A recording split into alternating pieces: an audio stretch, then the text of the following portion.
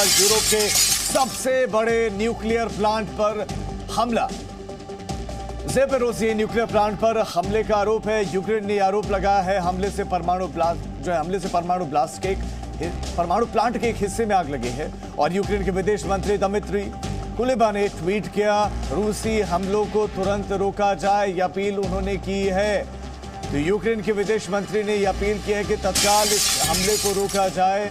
Nuclear power plant पर बमबारी का आरोप है, रशिया पर आरोप लगा है। यही वो तस्वीरें हैं जो जारी की गई हैं यूक्रेन की तरफ से। आपको बता दें, यूक्रेन के इस परमाणु ऊर्जा संयंत्र में 6 रिएक्टर से बताया जा रहा है, जो पूरे यूरोप में सबसे बड़ा और पूरे विश्व का पृथ्वी पर यह 9वां सबसे बड़ा रिएक्टर माना जाता है।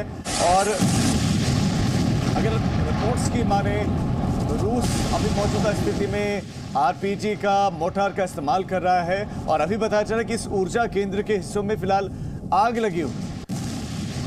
ये रशिया जो यूक्रेनी मीडिया का दावा, वहां के अधिकारियों का दावा कि ये जो धमाका किया है दरअसल बम फोड़ा गया है। ये बमबाजी रशिया में की और उसके बाद से इसकी शिकायत IAEA में की गई है। इसके साथ साथ यूरोप के देशों के साथ बातचीत की गई। ज़ेलेंस्की की तरफ से जो बाइडेन से बातचीत हुई है इस सिलसिले में और अपनी चिंताएं व्यक्त की है। ज़ेलेंस्की ने कहा कि ये परमाणु युद्ध की ओर आगे बढ़ रहे हैं। यूक्रेन के विदेश मंत्री ने अपील की है कि रशिया तत्काल इसे रोके, तुरंत इसे रोके।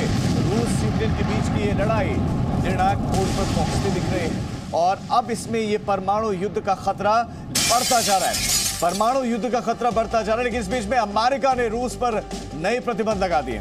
मुश्किलें लगातार बढ़ रही रशिया की और पुतिन के करीबियों पर, कारोबारियों पर प्रतिबंध लगा दिया है। रशियन कारोबारियों पर और पुतिन के करीबियों पर कारोबारी जो है उन पर बैन लगा दिया गया। तो साथ ही साथ प्रेस सचिव पर भी बैन, पुतिन के प्रेस सचिव पर भी अमेरिका ने बैन लगा दिया। तो अब ये जो सिलसिला, ये जो सूची लंबी होती जा रही है पाबंदियों की, अमेरिका ने इससे पहले भी पाबंदियों का ऐलान किया और इन तमाम प्रतिबंधों के बीच में नए नए प्रतिबंध जुड़ते चले जा रहे हैं। और अब जो नई सूची जारी हुई, नए प्रतिबंध जारी किए, उसमें पुतिन के करीबियों पर, उनके कारोबारियों पर प्रतिबंध लगा दिया गया है। साथ ही साथ पुतिन के प्रेस सचिव पर भी अमेरिका ने बैन लगा दिया है। लेकिन यहां जो सबसे चिंता वाली बात है, वो चिंता वाली बात यह है कि जो परमाणु युद्ध है उसका खतरा बढ़ चला है। यूक्रेन पर चढ़ाई के दौरान रूस के निशाने पर जो परमाणु ऊर्जा केंद्र है वो रहे हैं और अब जो चेर्नोबिल परमाणु संयंत्र है उस पर रूसी सैनिकों ने बम फोड़ा है, उन पर बमबारी की है। ये इल्जाम है, ये आरोप यूक्रेन की तरफ से लगाए गए हैं। तो लगातार यूक्रेन की मदद भी, चाहे वो अगर हम बात करें फाइनेंशियली हो, चाहे वो हथियारों के तौर पर हो, वो दूसरे मुल्क कर रहे हैं। अमेरिका समेत पश्चिमी देश मदद कर रहे हैं। अपनी सेना भले ही नहीं भेजी है लेकिन मदद कर रहे हैं। लेकिन इस बीच में रूसी हमले कम नहीं हो रहे हैं, रूसी हमले लगातार जारी हैं और अमेरिका ने रूस पर नए प्रतिबंध भी लगा दिए हैं। नए प्रतिबंध लगा दिए हैं। हालांकि रशिया का कहना है कि हम तो इस तरह के प्रतिबंधों के लिए पहले से तैयार थे, हम इस तरह के प्रतिबंधों के लिए पहले से तैयार थे। राष्ट्रपति व्लादिमीर पुतिन पहले ही कह चुके हैं कि अगर बाहर से किसी की सेना आती है तो अंजाम वो देख लें कैसा होगा, और ऐसा अंजाम होगा जो आपने पहले कभी देखा नहीं होगा। और यही वजह कि उसके बाद हमने देखा कि प्रतिबंधों का दौर शुरू हुआ, प्रतिबंध लगने शुरू हुए, प्रतिबंध लगातार गए हैं। लेकिन अब चिंताएं इसलिए बढ़ गई हैं क्योंकि परमाणु ऊर्जा संयंत्र में बमबारी हुई है। आरोप है कि वहां धमाका हुआ है। हालांकि जो वहां के प्रमुख प्रशासक है उनका ये कहना है कि वो परमाणु प्लांट, न्यूक्लियर प्लांट पूरी तरह से सुरक्षित है और कोई जो रेडिएशन लेवल है वो भी नहीं बढ़ा। लेकिन दूसरी तरफ उसी देश के दूसरे अधिकारी कहते हैं कि रेडिएशन लेवल बढ़ गया है। हम उन्हीं तस्वीरों को आपको दिखा रहे हैं। विदेश मंत्री का यूक्रेन के क्या दावा है, ज़ेलेंस्की क्या कह रहे हैं, वो भी हमने आपको सुनाया, बताया, चिंताएं व्यक्त की है। बाइडेन ने भी जोरदार हमला लगातार जारी है। खार्किव के हालात बहुत खराब और खार्किव के बाद अब जो है राजधानी कीव में ये मिसाइल अटैक देखने को मिल रहा है। और अब सबसे चिंता वाली बात है न्यूक्लियर अटैक की। परमाणु युद्ध अगर छिड़ गया, अगर हम एक्सपर्ट्स की माने, तो फिर मरने वालों का आंकड़ा करोड़ों में होगा, गिनती करना मुश्किल हो जाएगा। यही वजह है कि परमाणु युद्ध ना छिड़े।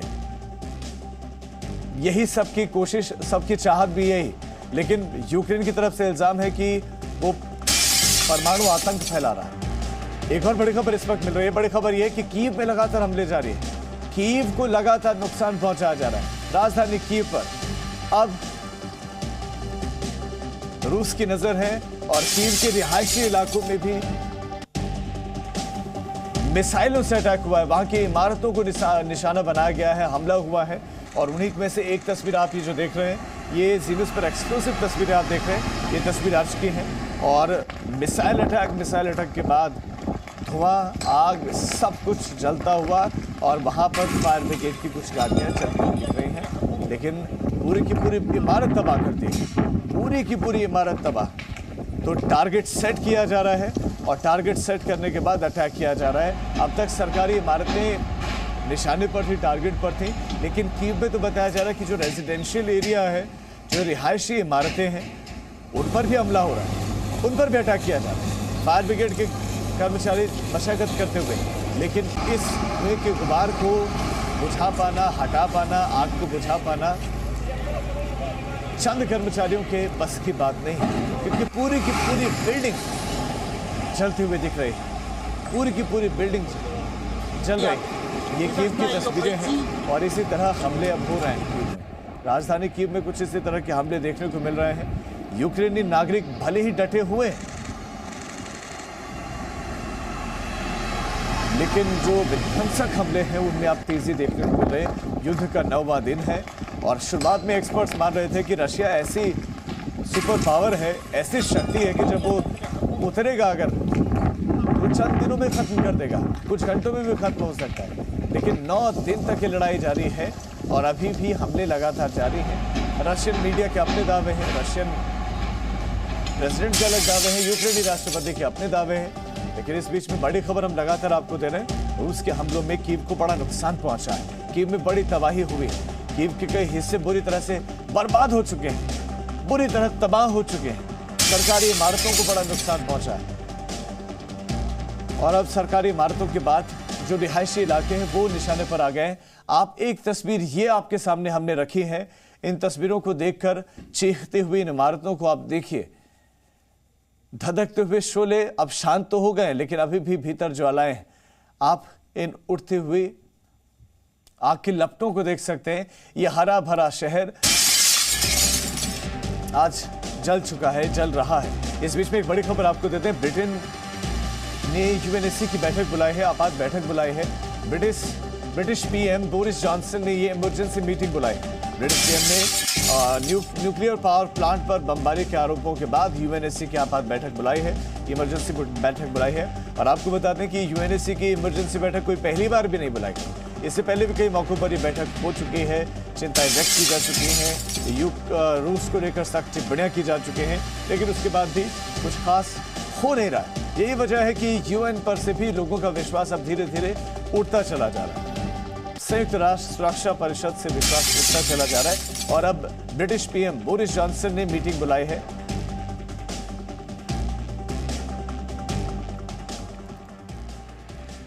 दो खास मेहमान हमारे साथ लगातार बने हुए हैं।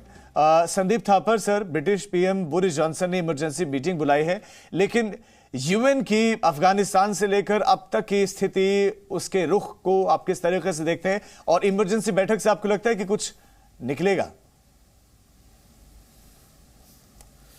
देखिए, यूएन तो एक डिफंक्ट ऑर्गेनाइजेशन हो गया है। इसकी कोई बात सुनता नहीं है। खासकर जो 5 परमानेंट सुपर पावर्स हैं, वही अगर चोरी करें या डकैती डालें तो कौन पकड़ेगा इनको? वो खुद अपने एक्शंस पे वीटो कर देते हैं। तो चाइना, पहले अमेरिका ने भी इन्वेड किया, इराक, कुवैत, सब जगह, लेकिन उसके अगेंस्ट भी कोई एक्शन नहीं हुआ, वो भी वीटो करते हैं। रशिया को भी वीटो हो रहा है। सो यूएन का तो सिर्फ रोल एडवाइजरी निकालना है या निंदा करना है, कड़ी निंदा, और कुछ नहीं। बाकी मेरे को समझ नहीं आ रहा कि ये इकोनॉमिक सैंक्शंस का इतना बोलबाला हो रहा है। जो मेन 2 चीज़ें हैं एक्सपोर्ट करने वाली रशिया की, वो है ऑयल और नेचुरल गैस। उसके ऊपर पाबंदी आपने लगाई नहीं है अमेरिका ने, या क्योंकि पूरा यूरोप उससे फीड करता है, उस पर डिपेंडेंट है। जब तक आप रशिया को स्क्वीज नहीं करेंगे, ऑयल और नेचुरल गैस के इंपोर्ट से बैन नहीं करेंगे, तब तक रशिया के ऊपर प्रेशर कहाँ से पड़ेगा? आप इंटरनेशनल बैंक में जरूर उसके ऊपर थोड़ा बहुत डाल सकते हैं, उसकी ट्रांजैक्शन स्टॉप करके। तो ये एक खाने के और दिखाने के और वाला हिसाब हो रहा है।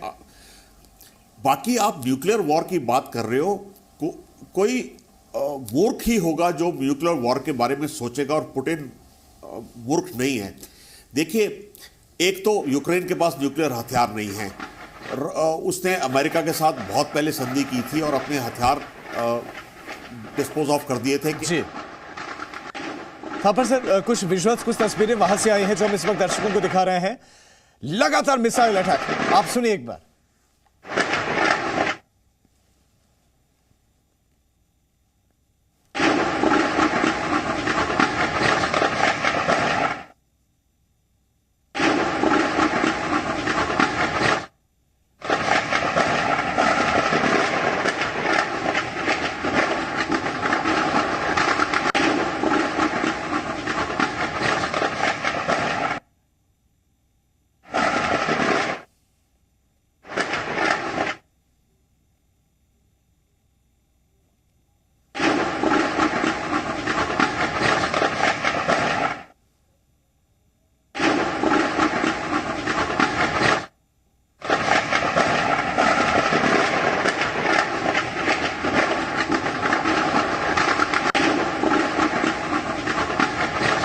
जो तस्वीर आप देख रहे हैं ये सीसीटीवी फुटेज बताया जा रहा है उसी पावर प्लांट का जहां पर आग लगी है, जहां पर गोलीबारी हुई है। आप इन तस्वीरों को देख रहे हैं।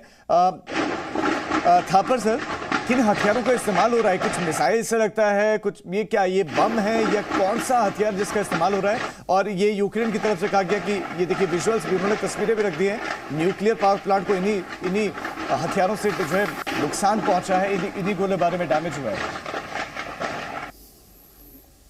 देखिए, मैं टीवी, मेरे सामने टीवी नहीं है, लेकिन मैं समझ सकता हूँ या तो ये आर्टिलरी शेलिंग है या मिसाइल्स दागी जा रही हैं ताकि जो इनिशियल क्रस्ट है, जो अब बाहर की स्ट्रक्चर है, उसको डैमेज किया जाए।